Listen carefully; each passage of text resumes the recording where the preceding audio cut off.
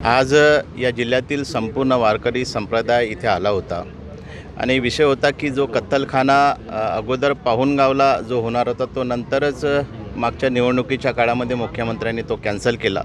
तो परत एकदा कोर्टाच्या निर्णयानुसार माझ्या विधानसभेमध्ये सुरगाव या ठिकाणी लावण्याचं पत्रक काढलं। आम्ही त्यांचा विरोध म्हणून आज सर्व वारकरी संप्रदायावर मी सुद्धा त्यांच्यासोबत होतो। सन्माननीय मुख्यमंत्री साहेबांसोबत चर्चा झाली आणि मुख्यमंत्री साहेबांनी कलेक्टर आणि NMRDच्या अधिकाऱ्यांना आदेश दिला की हा जो कत्तलखाना इथे जो ते म्हणताय की इथे झाला पाहिजे त्याच्यासाठी त्यांनी नकार दिला। दुसरी बाब ही पण सांगितली ज्या कोर्टाच्या निर्णयानुसार हा इथे होणार आहे त्याला विरोधसुद्धा म्हणून एक सुप्रीम कोर्टामध्ये वकील आम्ही लावत आहोत। त्याचा विरोध प्रत्येक सगळ्या संघटनेच्या माध्यमातून हा जो होत आहे। मी त्या भागाचा लोकप्रतिनिधी म्हणून मी पण या सगळ्या लोकांना आश्वस्त केलं की या कुठल्याही परिस्थितीमध्ये तो कत्तलखाना इथे होणार नाही। जर यदाकदाचित असं होणार असेल तर आम्ही सर्व लोक रस्त्यावर उतरू। पण आज जी चर्चा झाली त्या मुख्यमंत्र्यांनी आम्हाला आश्वस्त केलं की इथे कुठल्याही परिस्थितीत तो कत्तलखाना इथे होणार नाही।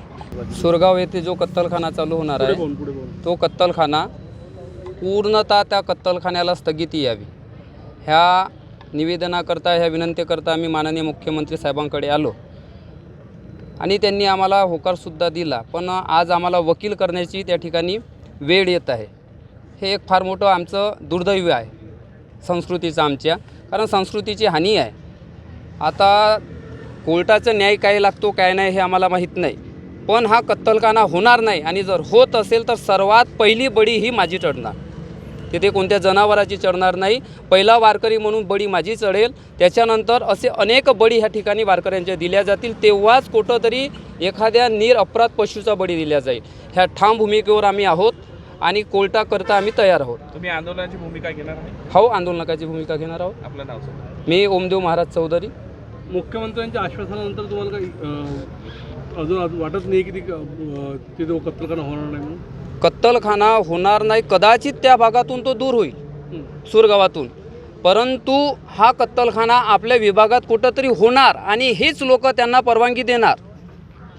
आमच्या माननीय त्या ठिकाणी आदरणीय आमचे राजू भाऊ यांच्याकडून आम्हाला कळलं की हे जे काही आहे यांचं मुख्य जे असतात ते मुख्यमंत्री साहेब असतात।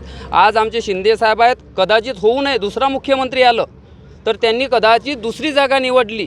पुन्हा आम्ही वारकरी ह्या जागेकरता आणि ह्या विरोधाकरता पुन्हा त्या ठिकाणी रस्त्यावरच यावं की हे आम्हाला प्रश्न त्या ठिकाणी प्रशासनाला करायचा आहे।